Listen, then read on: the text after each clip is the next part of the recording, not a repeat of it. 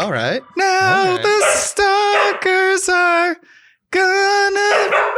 Well, my Neil Young-like falsetto is causing my dog to bark. Yeah. Yeah. Yeah, this is already off the rails, but hey, man, I want to thank you. That was a perfect sonic pairing. Come on, Southern Man, Running Man. They both end in man. It rhymes. I was just thinking about your dog. Look, I want to thank you for going above and beyond and thinking of songs to sing. I don't like them, but our audience does. So I don't know. No one, by the way, people often comment about things they do like. No one's ever mentioned that they like that Kings of Kings starts with song parodies. So I don't think anyone does. Or I don't think we can prove that. You can't prove that. And now it's too late because by saying this, I'm fishing for it. You're fishing for it. So now it's pointless. So we'll officially never know if this was a good idea. Running Man gonna sing opera. Now you got me doing it. Oh, that's just the effect of Neil Young on the brain. Mm-hmm. Yeah. This is Kings of King. I'm Michael Swaim, one of your kings. Yes. Yes, self-acclaimed kings. I'm the other king, Abe Epperson. Hi, everybody. Yes, King. Your crown, my liege. And this is a show where we talk about the adapted works of Mr. Stephen King. I already had a podcast where we always started it by saying because he's the best writer in the world, and that was about Kurt Vonnegut. So I feel like that slot is taken. But let's say the most successful writer in the history of human language. Mm-hmm, mm-hmm. So that I would say, most adapted. Also, most adapted. Does he beat Tom Clancy? He's got it. I don't have that knowledge on all right at my disposal. I mean, give me some Google time, but it's super not important to me. Yeah, we're not about Google time. We're about analysis time. So let's get into it. You probably guessed, but we're talking about The Running Man today. Abe, I forgot to jot down the year. When was Running Man? Running Man was 1987. Thank you. That info I know you usually have. So 1987's Running Man, based on one of the so-called Bachman books. Stephen King, we've explained it previously, so listen to previous episodes, but a pseudonym of Stephen King, so it counts. It was a Richard Bachman novella, although fun fact, the person who optioned the rights to the novella did not know that Richard Bachman was Stephen King. That was not public knowledge yet in 87 or 6 or 5 or whenever it was optioned. So I just think that's cool that it technically stood on its own merits, like this sci-fi dystopia novella that King wrote in his spare time and put out under a pseudonym, got optioned for film, not on the name Stephen King. Yes. Yeah. Yes. Pretty cool. Yeah. There's a few things about that. I think this is to kind of segue. I can this feel is an you. Interesting one where I think that the novel begs comparison, at least from a plot synopsis point of view, relative to the movie. Right. And so in order to do that, I kind of want to take us to Under the Dome. Our best guess puts the dome at 20,000 feet, sir. Did he just call it a dome? You think we might be stuck in here a while? Can't spell dome without do. That is true. Or me. Or me. You can pronounce it do me for a cheap laugh. Try it at home. Try it with your friends and family. This is the elevator synopsis of the movie. And I want to just throw let's not itemize the differences because that's not what this podcast is about. It's about the film adaptations. But I wanted to pinpoint a few different deviations the movie makes from the novel. I was also going to do this. You do it, though. Okay. Running Man, the movie. Running Man. Sorry. It's a parody. It's an action thriller. Ben Richards is the name of a guy who's played by Arnold Schwarzenegger, who is an innocent cop who's sentenced to prison. By breaking out of prison, and he's on the run now. He is basically sentenced to a Running Man game show run by the Games Network, which is like a hegemony of entertainment. And the number one show on television is called The Running Man, which basically features criminals who are sentenced. It's a part of the penal system, I assume, because everything is government, entertainment and government has been synthesized in this world. And criminals run around while selected hunters who play larger than life like roles, kind of like American gladiators, hunt them in an elaborate underground arena. Another fun fact, quick injection. American Gladiators actually explicitly, at least partially inspired by The Running Man. One of the creators of that series has said that on the record. Oh, it's so tasty. Yeah, Running There's Man so gave much me the for us idea to for talk American about. Gladiators, and it makes a lot of sense. It's totally makes sense. Another important aspect of the movie is that the futuristic audience is one that is clamoring for blood. Oh, they're fickle, though. They'll turn on you. They'll turn on you. They're also populist. And They are, all let's big be TV honest. show. They're a part of it. They're the South Park townspeople rabble, essentially. And in typical Steven D'Souza, who's the writer of the screenplay, who did like Commando and a lot of the Arnold films that feature kind of the same story. He wrote basically the same story over and over, which is essentially that not only does Arnold spring free from his, the shackles of his imprisonment in the crazy reality that is the world that's painted, he also rights some wrongs along the way. And the American brand of vigilante justice proves out to be correct. And they kind of do a takedown of the show itself by the end. And Ben wins. And yeah. Meanwhile, I guess during the movie, you'll probably, if you haven't seen it, it's most remembered by insane murders and over-the-top villains that usually have names like a video game, including Dynamo and Including Fireball. literally Professor Sub-Zero, who they just call Sub-Zero, who's literally like a very Plain famous Zero. video game character. Yeah. More like Plain Zero. He's like, I wish he had like retorts back. Is that something I wish we had in convention, is that someone says like more like Plain Zero, and then he retorts, well, actually, I'm a professor. Like I want one more retort from the villain. You only have that in comedies as an intentional undermining of the trope. You want it non-ironically. Which something we can discuss a little later. I would like it if they didn't comedy. If they didn't quite hear what he said, because they're in like a factory with fire and sparks and chains jangling. Oh. And they're like, I'm sorry, what was that? Oh, and blood out the neck. I was thinking about while I was watching this, because this is like probably like 8th time I've seen this movie. Oh, to be honest, my first time. My life. First time. And I was thinking about this time. I was like, how would they microphone this? Because, hey, Abe, you went to school for this kind of thing. You know, kind of about how productions solve production sound. And they're doing a live television show. There's no ADR. So in the hypothetical reality, how would they be getting sound? And I thought that they would have to have, hiding in the rafters, just a bunch of people with shotgun microphones all along.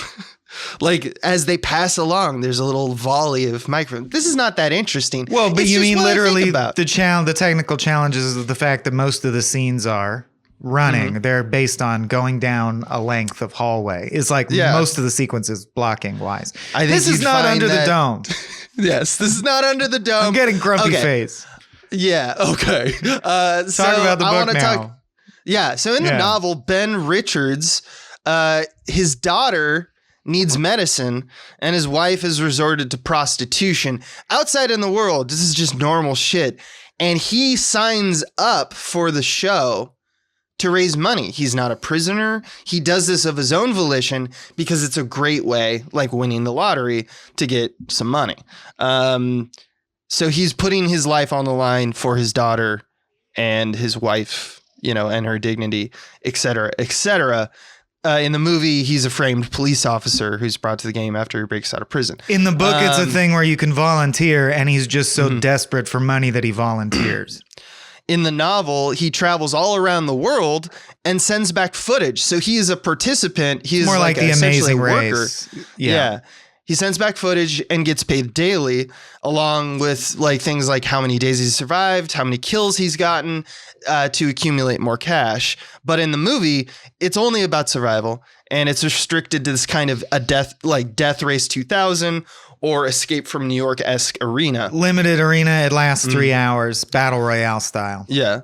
And just so you know where that lands in terms of the, timeline, Death Race 2000, which was also popular, was in 1975. I think a lot of the visual aesthetics that are influenced in this movie should probably be owed to Blade Runner, which was in 1982, and Escape from New York, which has very similar premise. Or at least the fun and games and the mechanizations that make the screenplay work, all the way to the end and the Act 3 when we have our denouement of like what's the resolution and how does Snake Plissken like succeed.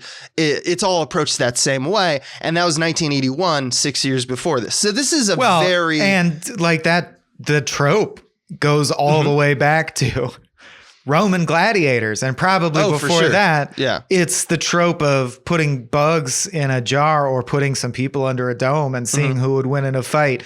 It's one of the most primal ancient storytelling tropes, I think, in storytelling, which is just an interesting side note that it's like, it's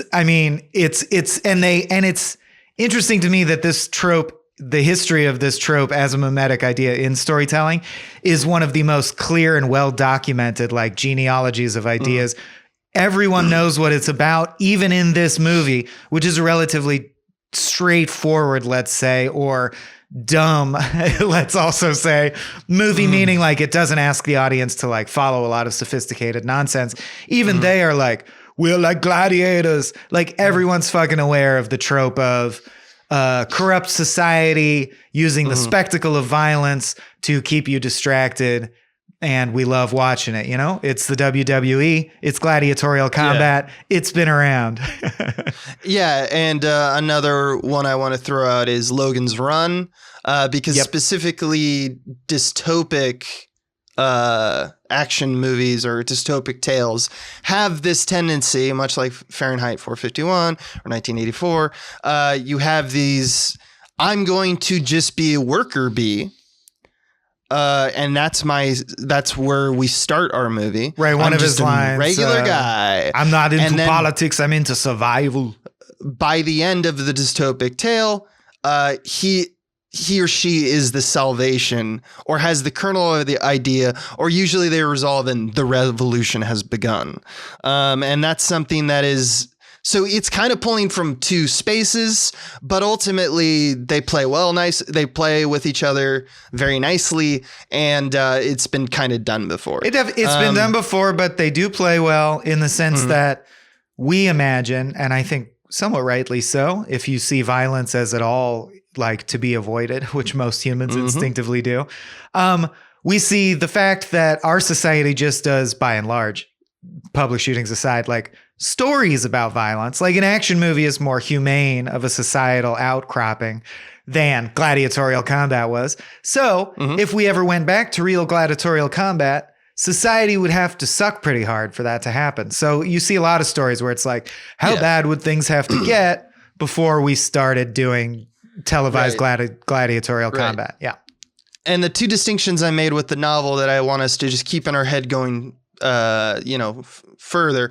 Most importantly, that Ben Richards' origin story is that he is in the novel just a regular guy. He's not a hulking Superman like Arnold. Well, in fact, he's scrawny. He's described as scrawny and like pipsqueak. Do you have anything else for Under the Dome, or do you want to go to Skeleton Crew? Yeah, I think I just wanted to sort of recap it really succinctly by saying like the novel is clearly actually trying to be a legitimate, I think it's closest to Fahrenheit 451 because it's all about state censorship and fascist censorship of and propaganda wing of the government. That is, it's correct. King's like riff on that, combined with, as we said, the gladiatorial combat idea, which is, so rich. You have everything from Battle Royale to Hunger Games to everything Abe name dropped.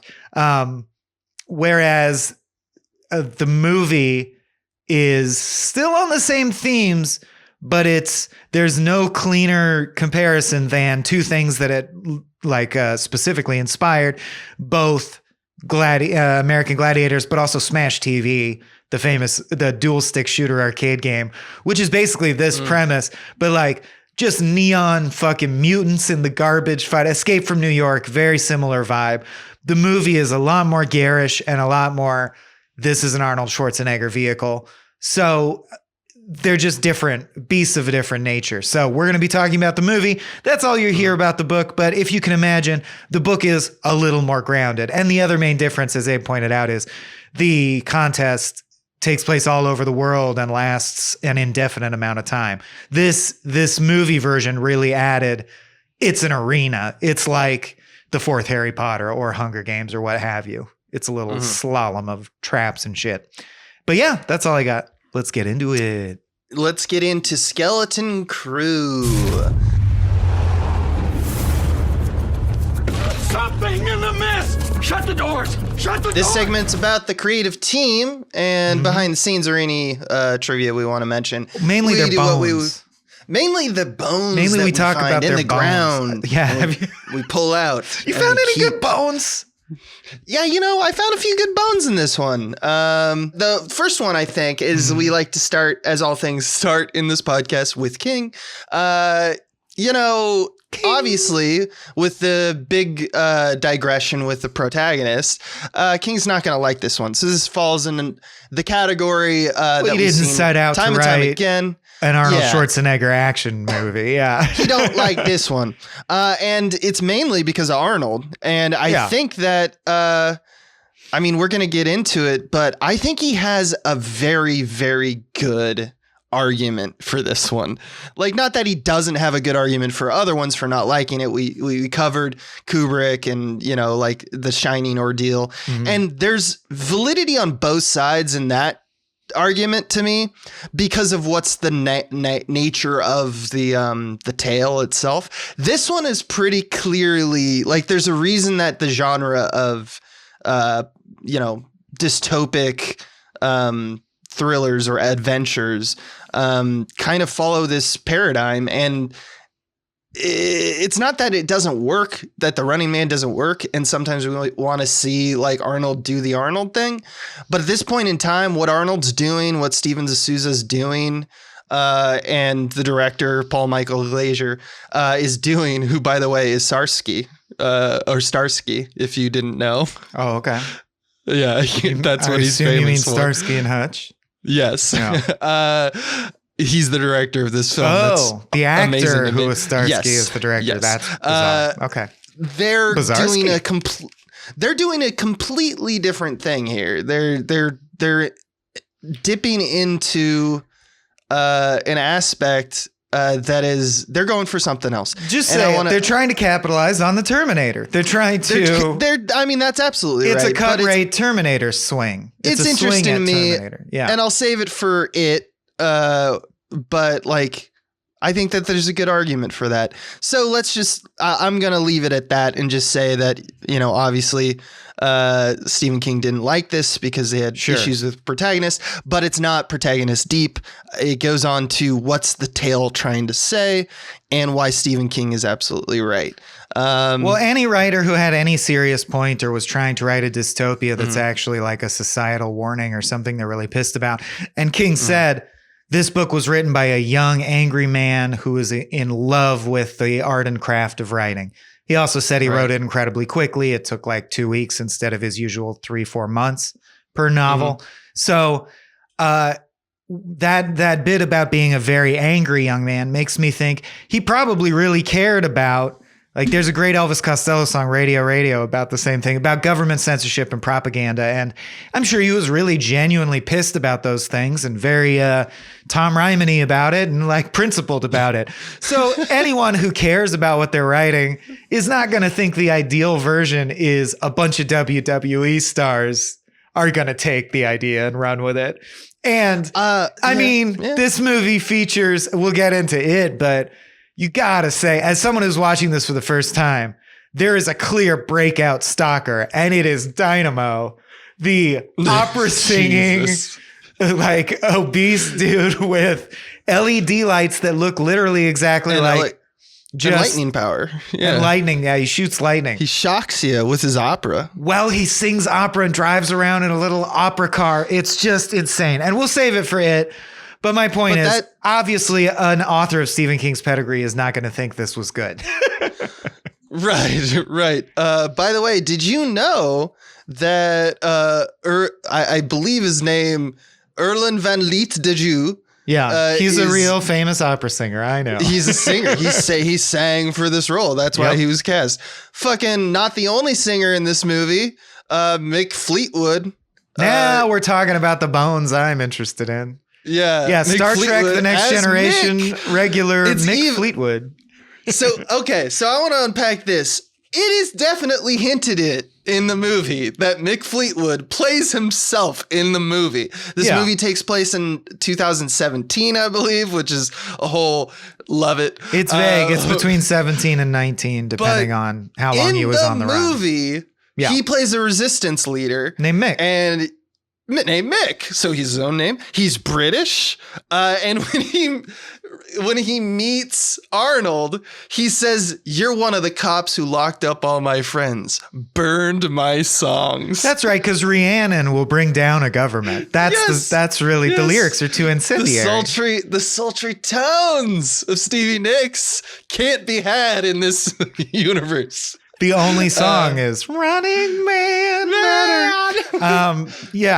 And his assistant is a young Dweezil Zappa named Stevie in honor of Stevie Nicks. And I am just really, that warms my little engine because Frank Zappa is very, very out there as far as people I respect the most in the world of art and music. You got Mick and Dweezil leading the resistance. Although, again, I don't know why they would have arrested every member of Fleetwood Mac except Mick Fleetwood got away. And I don't know. And I don't know why. Wily. He can survive in a post-apocalypse. I want to know at what point they got around to censoring Fleetwood Mac songs, because that's just hilarious. There's so many more songs that a government would need to crack down on first. Yeah, it's just like fuck off Nazi punk, sweat ass pussy. Yeah. Like you're not going to start with. He's not the only entertainers in this movie known for a different media. Their big dance number at the start and over the credits was choreographed by Paula Abdul. I just thought that's so. It's like you got a pop star, you got multiple pop stars. I don't know. Is like there's something going. I got one, buddy. I got one. Yeah. Hit me. The announcer of the Running Man game show is voiced by Roger Bumpus, also known as the voice of Squidward. Oh, how about that? Yeah. So there's a lot of random people here. It's a random junk drawer of a movie. Yeah. This is a part of the parody, right? Because they're doing something. Speak to that. You said it's a parody. What would you consider it a parody of? All right. Well, what are you being for real right now? Yeah, because I don't think it's cognizant enough to be a parody. Like it didn't strike me as Paul Verhoeven-esque. Let's leave this for later. But are you saying it's a Paul Verhoeven-esque satire of like a garish satire? Is that your contention, sir? Yes. Okay. Let's finish Skeleton Crew then and get I'm not saying it's good, but yeah, okay, let's not get into it. Another thing I want to bring up is that this movie is currently being adapted again. The novella. Into a series or a movie? Is a movie. See, and it would make a great like limited run HBO Max series, I think. Yeah. I mean, limited series are in right now, man. The Snyder Cut just came out like today. Shut up. That should have just been I'm just fucking with you. Guess who's at the helm though? Who's directing? Of this Running Man? No, of the adaptation that's going to be made in like the new one. 22 or 23 or whatever. I don't know. Colin Trevorrow. No, that would be horrible. That's a horrible guess. The lead singer of the Shins. You got it. It's Edgar Wright. Whoa! Edgar Wright is doing a Running Man. Oh, Hell yeah. I think that, and he's publicly said, one of the big points of it is to bring it more in tune with Stephen King's vision. Of fucking course. What else would it be? That's the only thing to do with it if you're going to do it again. Well, it's a tricky thing because Edgar Wright is a part of that, 80s, 90s auteur that like really loved movies like this. Oh, he could do a garish, fast-paced, funny one where the kills are ridiculous, and it would be phenomenal. But I'm just saying, I think Edgar Wright tries to give himself challenges, and it's clearly, I would have predicted that that's the way he would go. I predicted too because most of his main characters are like, they're like they're real schlubs, and that really works for Stephen King's kind of vision of it. Yeah. But I'm just saying, on the side, all of his characters who are that, they also love things like martial arts movies and Arnold movies, and they think it's awesome. So him having the restraint, I hope, to not just do like, yeah, but Running Man the movie is like awesome. And therefore, I just want to make all that. I want to pay homage to that stuff. I think he's probably going to do his own thing and pay more homage to Stephen King's version. Cool. That's my assumption. Speaking of IMDb trivia, there was one more piece that interested me that I think belongs in Skeleton Crew. And then I'm done. But it's just that a lot of people said that Richard Dawson, who the antagonist, the guy who runs the Running Man show, whose name is something Killian, Damon Killian, of course. Yeah. Demon Kill. But Damon is loosely based on the host and executive producer of Family Feud, Richard Dawson. And a lot of people say that he really was like that, like the kind of guy to say, oh, you're doing great. And then walk around the corner and tell your assistant, get that guy fired by the end of the day and shit like that. So you're being, just to be clear, you're saying that the actor himself was like this. Yeah, exactly. When he hosted Family Feud, supposedly. So it's kind of like a self-own. Yeah. Or maybe unaware. In 1987, society was still toxic enough that he could proudly be like, that's right. I make the workplace intolerable. Yeah. I can. Fuck you. I bet it's like a George C. Scott situation. Yeah. I bet it is. He's quite a character. Oh, you mean he's an asshole? Yeah. Like a good asshole. Sure, man. Sure. I think that's it. So. No, this is it. Yeah. So come with me. You'll float too. You'll float too. This is where we talk about most of the stuff we want to talk about. Symbolism, the themes, the scene work, stuff that pops off the top of our domes. Symbolism, yeah. So now is when you would explain your thesis of why it's a parody and what it's a conscious parody of. Okay.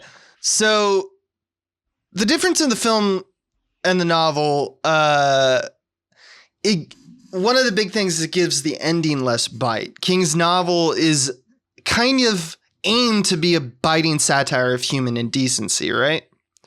Like you talked about violence earlier. The audience clamors for blood and the TV show kind of gives it to them. Oh, yeah. And it's all, sorry, go ahead. It's all encapsulated by Killing's final speech in the movie, where he's basically saying, we're just giving them what they want. But we get a scene between just Arnold and Killian. That kind of climax in the novel is with, like, you feel the masses. Like, the masses are rioting and raucously demanding his death. And you really feel the turn. This one, we're disassociated from the like the actual TV show. He doesn't travel the world, and we only have a small studio audience to represent the world. And that's just, it's a part of the way you budget, film. Baby. There's another thing to think about, which is the beginning, which is in the novel, Ben Richards is doing this out of a failure of the society to essentially, it's impoverishing. We're living in like a Huxleyan version of the future. And there's no safety net. Yeah. And there's no safety net. And he's it's the problem is capitalism. Right. He needs medicine or capital, I should say. It's just because we're in a capitalist system, I guess. But like, absolutely, that's what King's doing. He's saying this guy is a guy who's at the end of his rope, and he's willing to do that. We should be thinking of that as shameful, right? In the movie, we sidestep that and make him like one of those cautionary tales of like a Rambo. He's where it's also, like, we make him like an angel. Like he's one of the greatest living heroes, or he tried to state. stop a massacre and he's like saying lines like, I can't kill an innocent person. It's not right. And shit. Right. Yeah. So He's the like, novel- he's an impeachable hero. It's very black and white. both the movie and the novel are kind of saying the state is wrong. But I think that there's something that King's saying even more so, and he's saying the people are wrong. I think you get that in the movie, but you don't really feel it as much. I mean, it is a very, like, we have multiple times in the movie where it does hint. At one point, I remember Amber is standing with one of her co-workers, and she's like looking at Ben Richards, and she says something along the lines of like, look at that. Look at him. He just looks like he's the kind of guy who would just like rape you and murder you, and not necessarily in that order. And then she gets kind of aroused. It's first off, there's a whole bunch of things to 1987, unpack. Dude. We should mention, we should have done it in Under the Dome, and it's been bugging me. We did skip the B arc, which is there's a B plot where there's a lady who totally believes in the society, the state's propaganda about how everything's fine.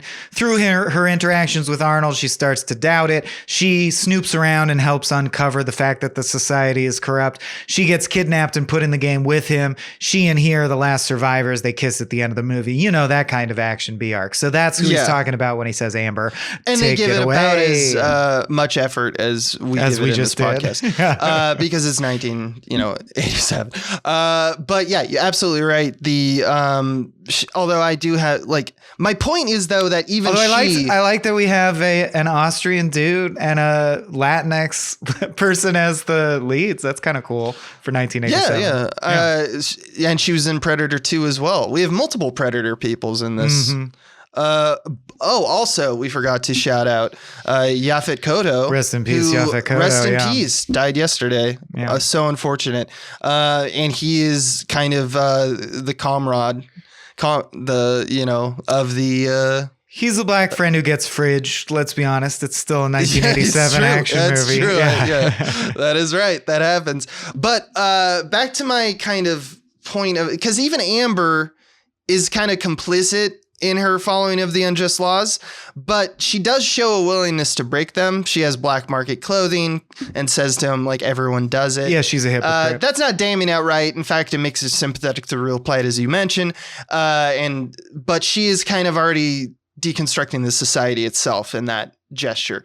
But there's multiple times her friend that I just mentioned, that the case where she kind of gets aroused by that or something like that. And then you cut to the audience members who are just like, kill, kill, kill. There obviously is in the movie this kind of aspect of the audience is like, everyone is fucked up. This is not a real world, because it's not just like, a scenario like it's completely Huxleyan or Orwellian, where it's just the state doing that in order to control its populace. And although the populace is represented as us, as they're just normal people. These are not normal people. I think These it's are a junction between the rabble being shitty and state propaganda. Like, you have to grant that both the novella and the movie, very top level theme is like, in the way that Huxley's Brave New World is about like tiering society using drug therapy and valuing people for how much they can produce for society. Right. Running Man, both versions, are very explicitly about the same thing Fahrenheit 451 is about. He dialed in on media, storytelling. That's the thing. It's there's, very bold, big, brash commentary about censorship bad, governments changing footage and audio clips to be you're guilty when you're not. Kafka-esque, but I would say a very simple a very simple, straightforward sledgehammer form of Kafkaesque, where it's like the government fully controls, messaging and changes details to be the opposite of the truth, and edits footage and uses deep fakes and blah, blah, blah. And there's actually a line that I liked if you're grading on a curve, so to speak. Like, it's a good line for this movie, or at least, and this is the point I really want to drive at, it's clear. I think this movie's main strength is its clarity, especially if you compare it to something like an equally broad, loud, dumb Stephen King adaptation we covered recently, Maximum Overdrive. But because Stephen King directed it himself and he doesn't know how to do that, it's not clear. That's where it falls down. This movie, as simple as it is, you always know what's going on. Everything's very clear and measured. Anyway, the point is, the line I like is ham-fisted, but nevertheless, it's a nifty bit of world building when Killian says, "Get me the Justice Department, Entertainment Division." Yep. No, wait, scratch that. "Get me the President's Agent." That's a really efficient line if you're going to do flat out exposition that builds like, oh, I see the exact flavor of dystopia this is. It's a Hollywood dystopia. Like, I totally get it. So I like that line, and I think it encapsulates what the movie at least is doing, which is so ironic only because this, when their bits are like, people want violence and we just give them what they want, don't you see? And this keeps them from engaging with politics or rising up. This is the opiate of the masses, is gladiatorial combat. I mean, it's simple stuff, folks. But I just love that is what this movie's entirely cast with wrestlers. That's what wrestling also is. And that's like where are you getting up your ass about it? That's what action movies are. So who are you to get all high and mighty about? And yes, there's a big difference between gladiatorial combat and the movie The Gladiator, because they were all actors. Everyone knows it's fantasy and they go home alive. But I just think it's ironic that an action movie that's a vehicle for professional wrestlers is like, the central point of this movie is, why do we love violence so much? And I'm like, what are you talking about? Jesse the Body Ventura? You want us to love violence. That's your whole deal, man. You're part of that industry. That's your bread and butter, baby. Yeah, but the difference is it's what is King saying in the novel versus what's the movie saying. That's what I'm trying to differentiate between, right? Yes, and I do think it technically passes the bar as satire. You're right. It's just very basic. It absolutely does. Yeah, it's just basic satire. That's all. It's pretty basic, but no more basic than Idiocracy or UHF. It's UHF is very simple. No, I'm saying UHF is like UHF. Not a good movie, UHF. Really, but I love it. Yeah. I love it because it's nonsense, and I was a baby when I watched it. But my point is that like King's saying that the hunger for violence in this version of humanity, it wouldn't work if we didn't want it. There's no difference between right and wrong. Only the indifferent violence prevails. But in his novel, Richard suicide bombs himself and Killian into the Games Network headquarters. And there's a comment about violence begatting violence. Here, there's both retribution and a celebration of righteous violence. That's two different things. Vigilantism versus, what I think King was trying to do, which is to say, look at how bad we can get. We can just make a trophy out of violence. Oh, I do think that's a completely different thing. This is literally making a trophy out of violence. Yeah, I do think there's social commentary in the fact that Arnie doesn't win by disarming the system. He wins by brutally killing the guy that represents the show. And the audience doesn't go, we've learned our lesson. Exploiting violence for entertainment's sake is wrong, and what we need to do is fix society's ills. No, they just cheer that Arnie is the new guy they like to watch killing stuff. It's just like which panther wins, or you know what I mean? Which a beast of prey wins. And I think it's very clear that the audience's change of heart is just a fickle change of heart. It's not exactly, but the movie tries to imply that nevertheless the resistance exists. Just like 1984 has like the mythical resistance. Oh, whatever. No matter how much they try to crack down, there is a resistance because the human spirit can't be snuffed out.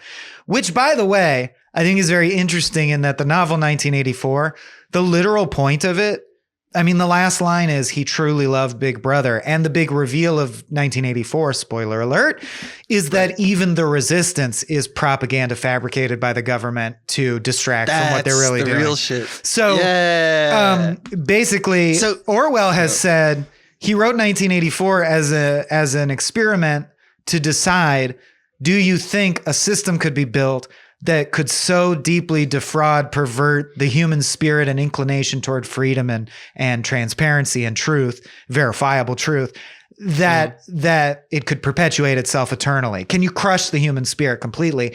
And he decided that you can. He decided this system of Eurasia this or is not Pan-Asia or Orwellian, whatever. though. Yeah, he decided that you can. I don't know the answer. I'm just saying, I think the movie The Running Man still decides that you can't, because the resistance is shown to be real. And even if we leave in a place where the rabble is fickle mushheads, the resistance, like Mick and Stevie know what's up. And they release the incriminating footage that discredits the government. Like, I get the impression that Arnie's victory at the end of this movie is supposed to mean, which is so dumb and simplistic, the dystopia's over. I guess it'll go back to normal now. Good job. No, yeah. You don't think so? I think that is the implication. I think that's the implication, but yeah, but it's not what would happen. Between the lines. Yeah, yeah. I just want to point out, I had the same problem with this movie in terms of what it's accomplishing and how it's changing the text. Because it's making choices to go out of the way with Stallone's Demolition Man. They're both like Huxleyan futures where people are reduced to this like passive egotism and they don't understand how irrelevant they are anymore. That's different from the state literally saying like, I'm going to hide shit from you and I'm going to deprive you of information. Or deprive you of information. And yet, I will keep the undoctored footage on a disc that's clearly labeled like real footage, and I'll put it in a filing cabinet that is unlocked. Yes. Her snooping is so easily rewarded. She's just like, it's so like, oh. And like, it's also, first of all, amazing that she could grow up in this society and not understand everything's bullshit until, right? Because people in real life, like people who live in North Korea, they aren't just sheep. Some people are fully indoctrinated, but they do question and doubt the government or assume that whatever the government says is false. They get it. People are smart enough to get what's going on. And but that's my point. It's so funny that Amber is presented as if it never occurred to her she's in a dystopia until now. That's just wild. Right. That's what's beautiful about this movie is it's out of the control of actually King and Steven D'Souza. It's actually out of their control because their true collaboration.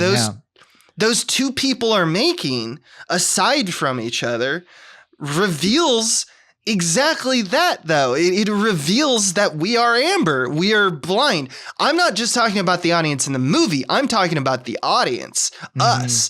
Like, we are not, we're like, oh, let's take this story like that's, harkens to like The Island or Logan's Run or something like that. And let's talk about how, like we can be drawn into our own passivity with these parodies of like media is now this and this is what is important. And then we go like, that's right. It's like in Idiocracy. It's like Ow My Balls or whatever that show is. It's all that stuff. But the choices being made by Glazer and his crew and like Cohen and his crew in this movie are essentially going like, yeah, fuck all that. Fuck all that satire. Let's give them what they want. Oh, the final line of the film is that hits the spot, which is both a one-liner because he just killed the guy by ramming him through a Coca-Cola billboard, but it also is the mission statement of the movie is it's also a product placement for Coca-Cola. It's wonderful. Well, Cadre Cola, but I love the idea that the final line the screenwriter put in the movie is like, it's basically Puck at the end of Midsummer Night's Dream going like, we hope you enjoyed the movie. That hit the spot. Yeah. And then they just kiss and that's the end of the movie. Like, we hope you liked that. And I love that it's during this era, once again, Demolition Man, Last Action Hero. Hollywood has this obsession with poking fun at the dynamic of entertainer and audience. But when there's something to be actually said, it never dunks it. It chooses to avoid it because at the end, and I have no disillusionment about this. It comes, hey, it's entertainment. Let's not buzzkill this thing with real statements. It's a popcorn movie dressed up for something else. That's fine. But it's just like, it's funny to me that it's so like self-fulfilling as a prophecy. And it also, it just seems so on the nose the way that they chose to digress from the book. It just seems like they really, really wanted to smack home all the stuff that like the world building that it does, what the purpose. So I understand when Stephen King is like, I was young and angry, because yeah, if you take this shit seriously, like I'm doing right now, you come off as pretty like angry and a little bit green about this stuff, because it's like, yeah, we get it. The audience is the enemy or whatever. But it's true that when they like take that heart out of the project, he can't help but like look at that and go like it's not that you like ruined my thing. I'm kind of fine with that. Stephen King is actually allows adaptations to do kind of whatever they want in a lot of cases. But when it's like, do you have to shit on my heart though? Or like the only thing it was impulse. about. Yeah. Yeah.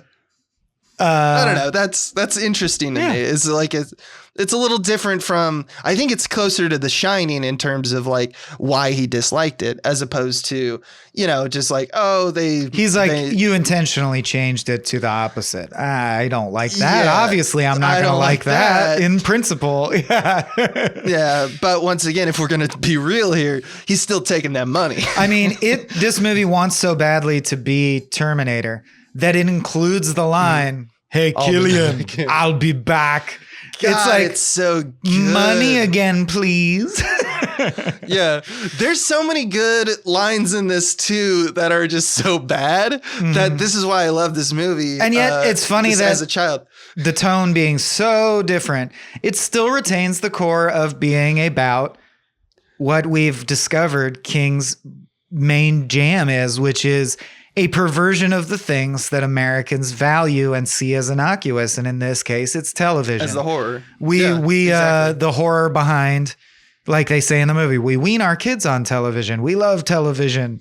This is the monologue where I explain what the movie is about. I want to just talk about my favorite line. I want to just do sequence of lines. If we're ready, or I would round out it with just like favorite moments and ridiculous sequences, because I have some of those as well.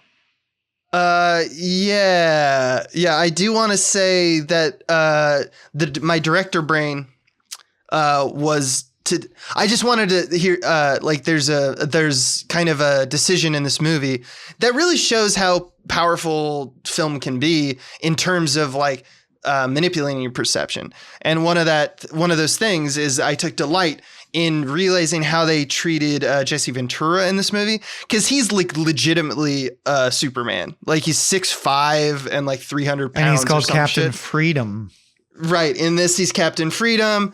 So he was in Predator, and also with Arnold Schwarzenegger, who's considerably shorter than he is.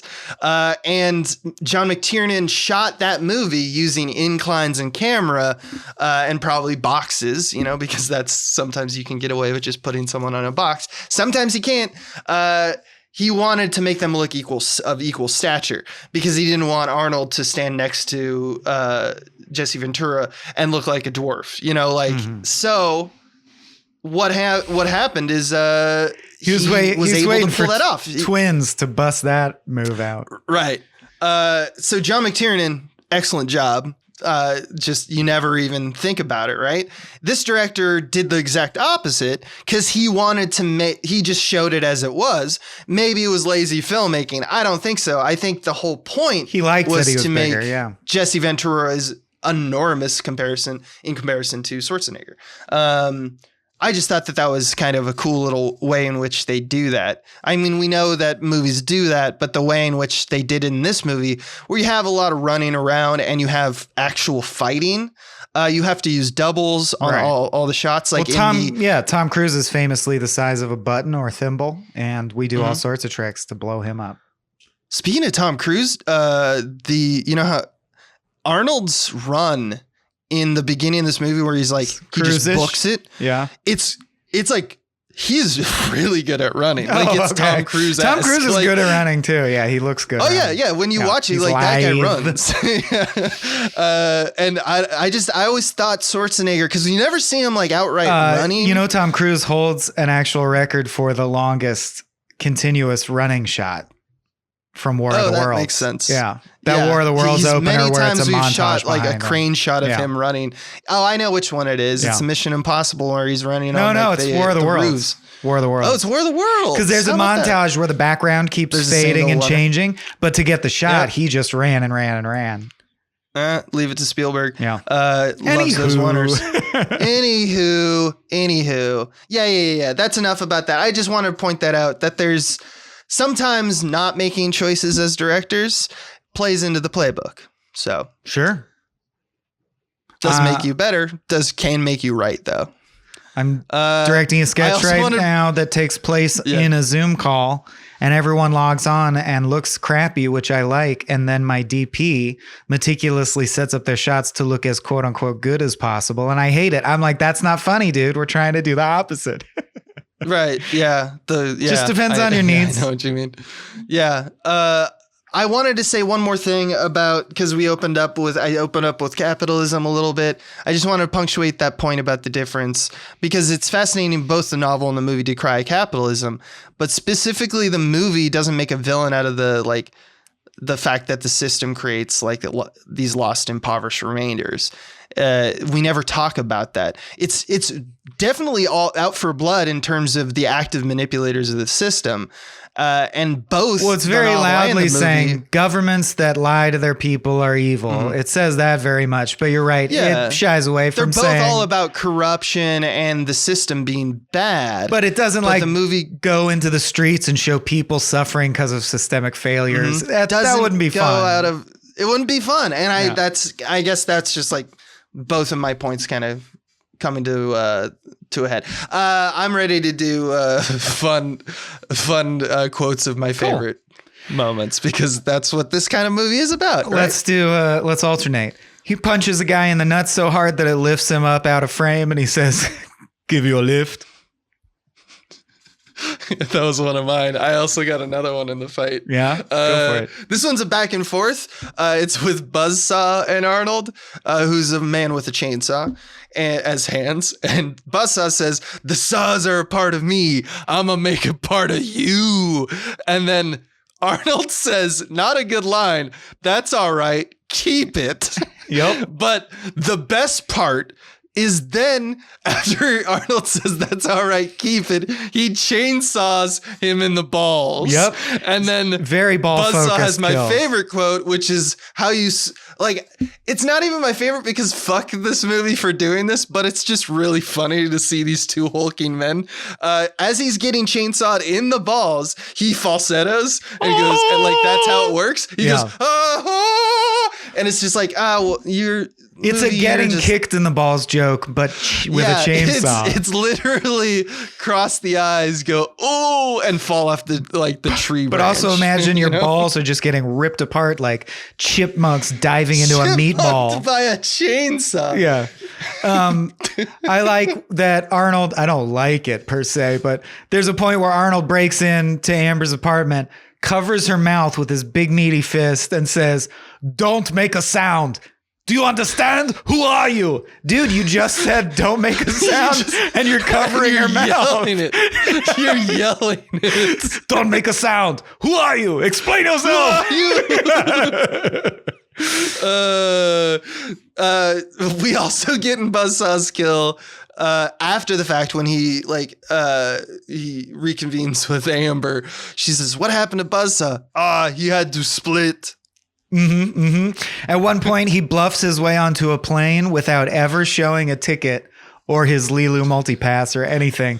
Imagine this. Just imagine this. It's 2017 and you bluff your way onto a plane by just killing time until the people in line behind you get impatient and the TSA agent goes, all right, just go ahead. It's just crazy. Like, that's such a fantastical scene to me now. Yeah. My favorite, it's not really a line as much as just my like section of the movie, is that I mentioned Idiocracy and Ow My Balls and that, because they do the same thing where that when they're kind of availing you of the TV show, they also show some commercials for other shows. It's very Cheddar Goblin from Mandy. Yeah. Yes. My favorite, one of my favorite shows, that's like a sleeper. I never hear people mention it. It's called Climbing for Dollars. And it's an ad for also a Games Network show where a man climbs a rope and grabs dollars while vicious dogs try to kill him. It's just that's the a different game show that's less popular, presumably. Yeah, it's less popular, but it's really good. I like the plot hole so this whole premise is based on the idea that if you win Running Man, you overcome your charges and you are freed and given $1 million in a private island and shit. And again, Amber snoops a little and discovers that instead the evil government kills you anyway, then leaves your body with your dog tag on your neck with your real name on it in the game zone near the end of the level, so to speak, literally as if they wanted someone to find out. It's like the government feels guilty, wants to get caught. There's just no way to have those three corpses like Hadid and Parker and whoever there with their dog tags on within the zone that is the sanctioned play zone of the game itself. That is not a quote so much as a ridiculous plot hole. You got more? It's not really as funny as it is just like perfect for this movie. Killian says at one point, I'd like you to volunteer to appear on tomorrow's night for episode of The Running Man. It's in the scene where he's like trying to get him to like convince him that this is a good idea. And Ben Richards' response is literally like a second and a half of silence. It's like an eternity. And then he just goes, fuck you. So like there's a point where they're talking about the resistance and how they need to spread the footage that will bring down the government via satellite uplink. And he goes, uplink underground. If you guys don't shut up, I'm going to uplink your ass. You'll be underground. Yeah. It's such an unwieldy, I'm going to uplink your ass. Unwieldy. And then after that, you'll be underground. Steven Souza is well known for that. Like, I think that's like, he like turns it into a bit. How about a light with a hothead? Die Hard has those too, where it's not really they a are good not line. As sweaty though. These are sweaty because he's trying for it. This is like Judge Dredd, also Steven D'Souza. This is that level where it's just like, oh my, or any Arnold movie, because you say it in his voice. They like started right for it. Like if you remember the movie, the Eraser, of course, yeah.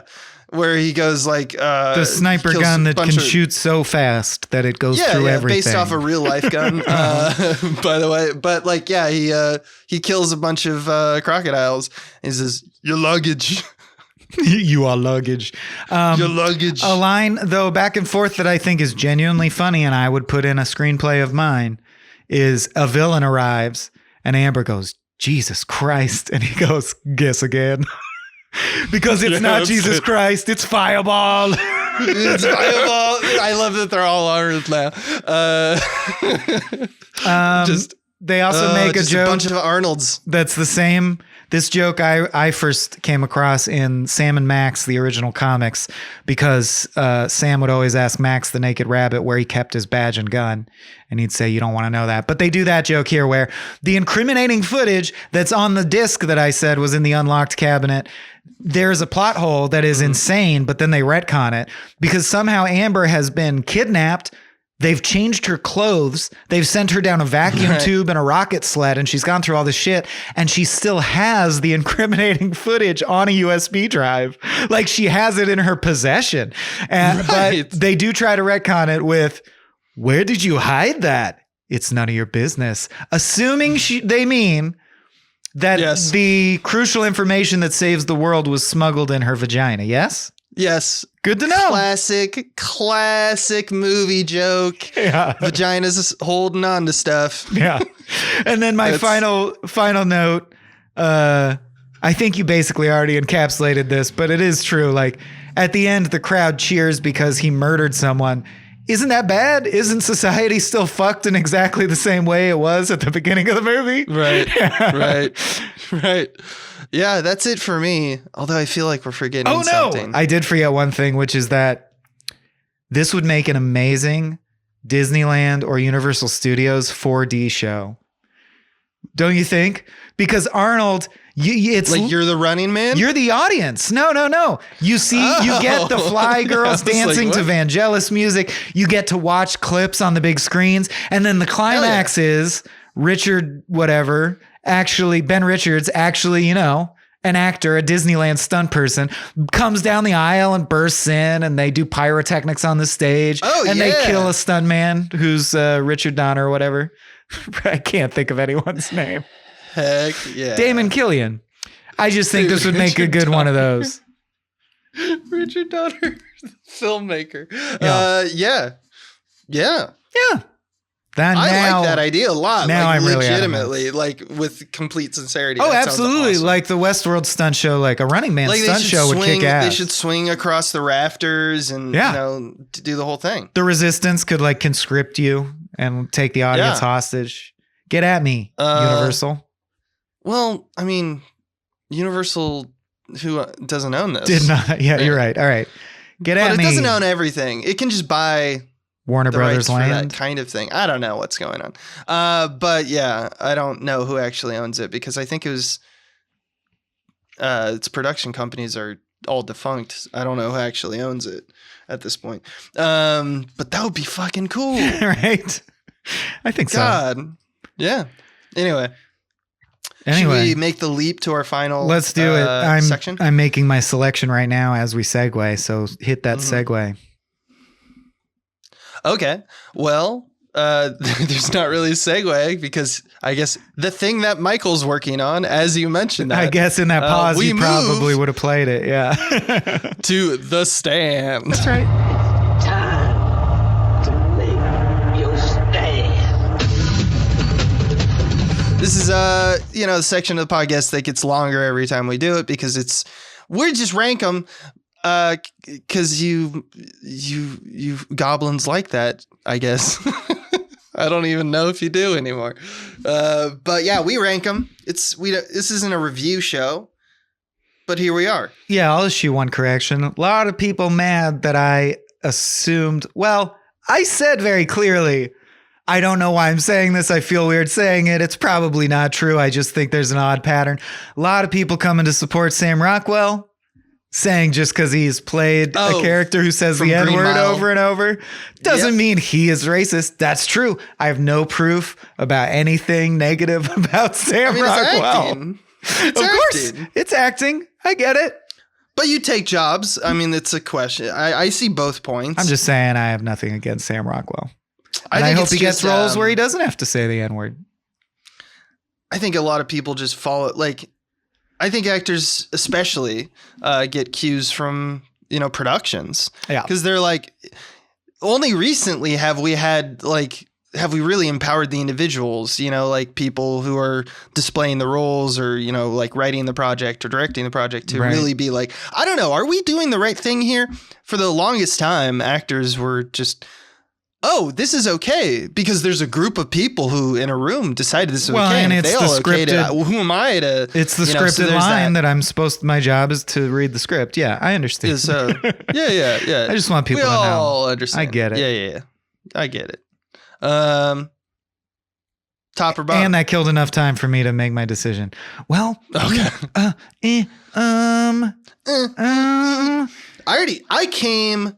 I'm not even going to allow the podcast to change my opinions. That's how confident I am. I had it locked and loaded before the podcast before the podcast? I just want you knew what it was? I like to make the decision in the moment in case your take changes my opinion. That's true. Christine is the car one. Yeah. Okay. All right. Christine is the car one. Yeah, I'm good. That's Let's only do like it. 3 episodes. You decide top or bottom. Okay. Top. Let's go top. Okay. Numero right, uno. Shining. let's- It's a Shining. Shining. Mm-hmm. Stand By Me. Number 2 for me is Dr. Sleep. Number 3 is I know. Stand By Me. Number 3 is Misery for me. Number 4 is Misery for me. Number 4 is Dr. Sleep. It's all wrapped There's up. that unit. That top 4 Or- unit, still inviolable. Yeah. All right. Starting that a unit, new baby. opinion unit. Number 5, Mhm. The Mist. The Mist. The Mist. Number 6. The Mist. I don't know if you know this one. It's the deep cut Christine. It's the one about a car. Ooh. The Running Man. For me, number 7 is The Running Man, right under Christine.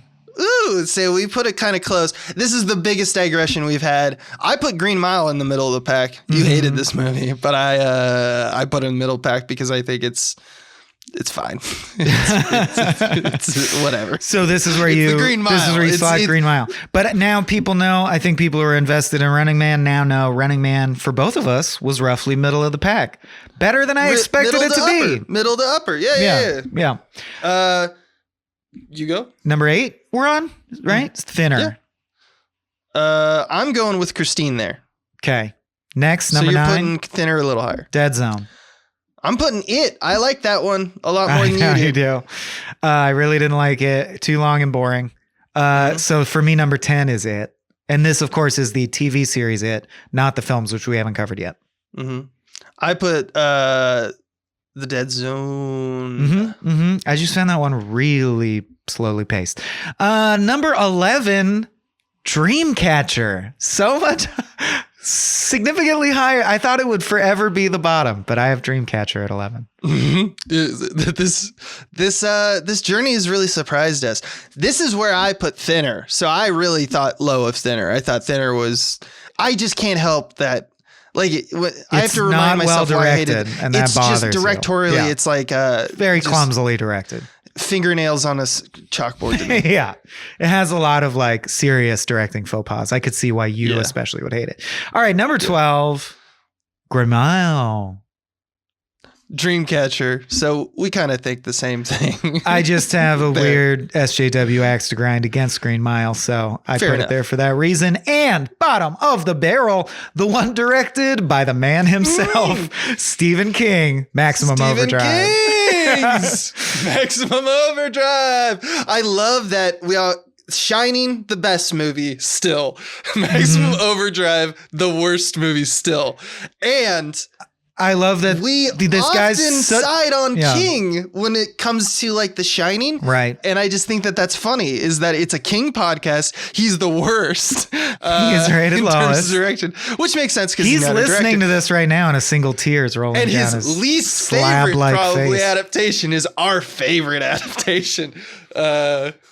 Yeah, The I love Shining it. I really love pissed him off. Yeah, but what did he think of Dr. Sleep? I forget. Did he like it? Oh, he loved Dr. Sleep, Good. I think. That's my number. Or That's my strong number 2. I love Dr. Sleep. he was definitely Big for surprise. it. I don't know if he loved it, but he's definitely a big fan. I'm a big he fan. thought it did a lot of justice to the story.